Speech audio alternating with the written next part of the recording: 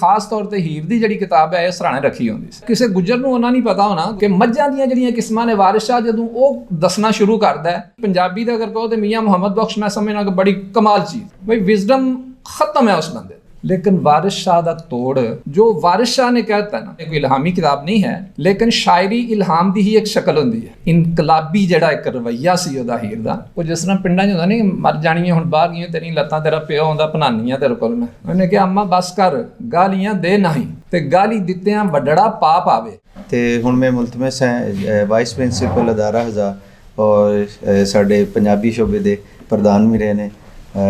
मोहतरम डॉक्टर आसिम नदीम साहब के आन के शुक्रिया दे कलमात जिहड़े ने अदा करन। डॉक्टर आसिम नदीम साहब बिस्मिल्लाहिर्रहमानिर्रहीम जिहड़ी गल पहले करनी चाहिए सी वो मैनू आखिर ते जिहड़ा कहण दी इन्हां ने सद्दा दिता है। पहले तो मैं अपने मेहमानों का बड़ा शुक्रगुजार कि वो असी एक दो दिन दे मुसाफत ते इन्हां नूं असी इतला दी पर तशरीफ लियाए इन्हां साडा मान वधाया और कुछ गल्लां डॉक्टर सादत अली साकब साहब ने कुछ इशारे कुछ चीज़ां जड़ियां ने हमायूं साहब चूँकि एक इल्म दा समंदर ने असी इन्हां कोल बोलना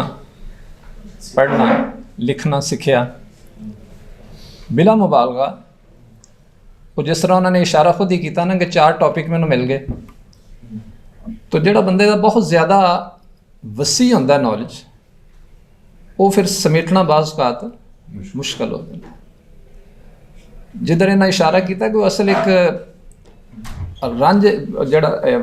हीर है उसकी माँ जी है वो जिस तरह पिंडां च होंदा नहीं मर जानी हुण बाहर गई तेरी लत्तां तेरा प्यो आउंदा भनानियां तेरे कोल मैं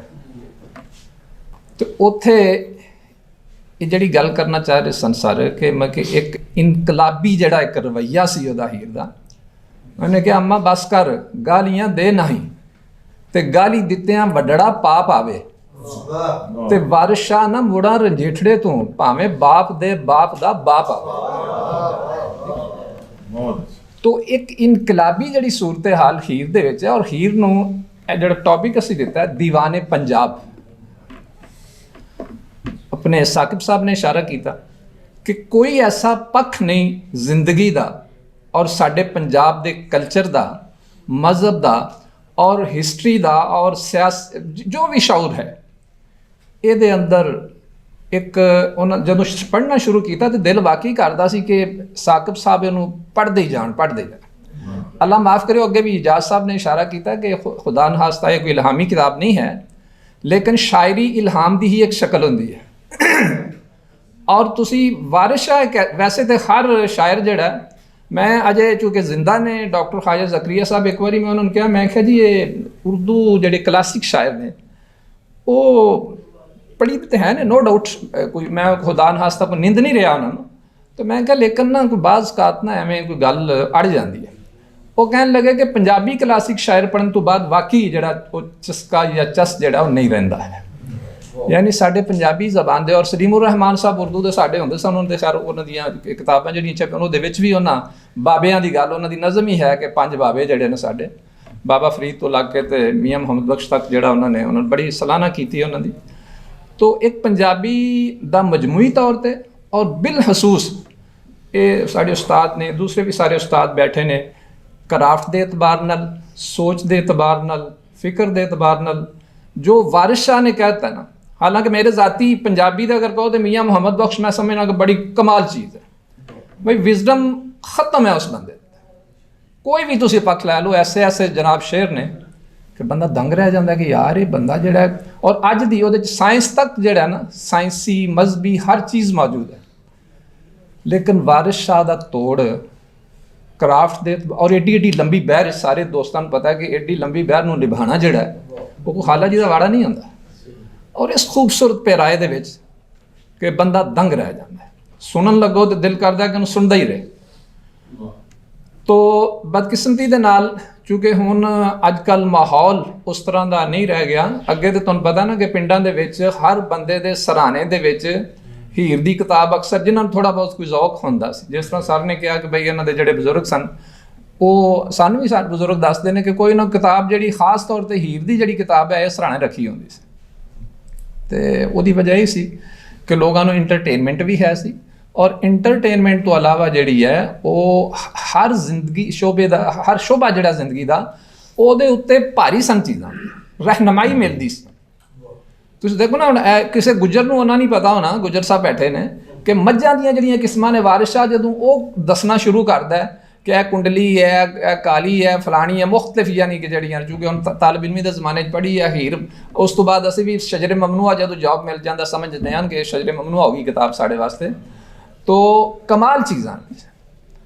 ਤੋ ਬਹਰਹਾਲ ਮੈਂ ਸਾਡੇ ਜਿਹੜੇ ਕਾਲਜ ਦੇ ਸਾਥੀ ਦੋਸਤ ਉਸਾਤਜ਼ਾ ਤਾਲਿਬ ਇਲਮ ਬੱਚੇ ਇੰਨੀ ਦੇਰ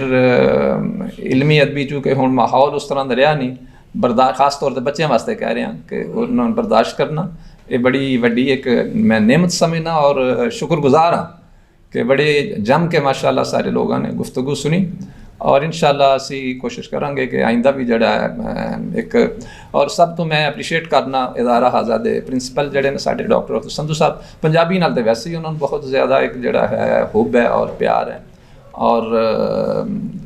ਉਹਨਾਂ ਪੰਜਾਬੀ ਦੇ ਹਵਾਲੇ ਨਾਲ ਕੰਮ ਵੀ ਬੜਾ ਕੀਤਾ। ਇਹ ਉਹਨਾਂ ਦੇ ਹੀ ਇੱਕ ਇਨੀਸ਼ੀਏਟਿਵ ਦੇ ਉੱਤੇ ਔਰ ਉਹਨਾਂ ਦੇ ਹੀ ਇੱਕ ਕੀ ਕਹਿੰਦੇ ਨੇ ਕਿ ਤਹਿਰੀਕ ਦੇ ਉੱਤੇ ਇਹ ਸਾਡੇ ਕਾਲਜ ਦੇ ਵਿੱਚ ਇੱਕ ਸਿਵਲ ਲਾਈਨ ਕਾਲਜ ਹੋਈ ਹੈ, 2 ਸਾਲ ਪਹਿਲੇ ਵੀ ਹੋਈ ਸੀ, ਲੇਕਿਨ ਇਸ ਤਰ੍ਹਾਂ ਦੇ ਕਦੀ ਕੋਈ ਪ੍ਰੋਗਰਾਮ ਜਿਹੜੇ ਨੇ ਇਲਮੀ ਅਦਬ ਜਾਂ ਹੱਤਾ ਕਿ ਸਾਇੰਸ ਸਬਜੈਕਟ ਤੁਸੀਂ ਦੇਖ ਰਹੇ ਹੋ ਸਾਰੇ ਦੋਸਤ ਕਿ ਕਾਨਫਰੰਸਿਸ ਹੋ ਰਹੀਆਂ ਨੇ, ਜਿਹੜਾ ਕਿ ਯੂਨੀਵਰਸਿਟੀਆਂ 'ਚ ਵੀ ਇਸ ਤਰ੍ਹਾਂ ਦੀ, ਔਰ ਹਾਲਾਂਕਿ ਥੋੜ੍ਹੇ ਰਿਸੋਰਸਿਸ ਦੇ ਵਿੱਚ ਇੱਕ ਬੜੇ ਲੈਵਲ ਦੇ ਉੱਤੇ ਕੰਮ ਕਰਨਾ, ਇਹ ਤਹਿਰੀਕ ਜਿਹੜੀ ਬੁਨਿਆਦੀ ਤਹਿਰੀਕ ਹੀ ਹੁੰਦੀ ਹੈ ਕਿ ਤਹਿਰੀਕ ਦੇ ਦਿਓ, ਕਰਨਾ ਤਾਂ ਫਿਰ ਪੂਰੀ ਟੀਮ ਨੇ ਹੁੰਦਾ। तो माशाल्लाह साढ़े उर्दू भी और मुख्तलिफ डिपार्टमेंट्स जोड़े ने प्रोग्राम कराते रहते हैं, एक बड़ी खुश आइन बात है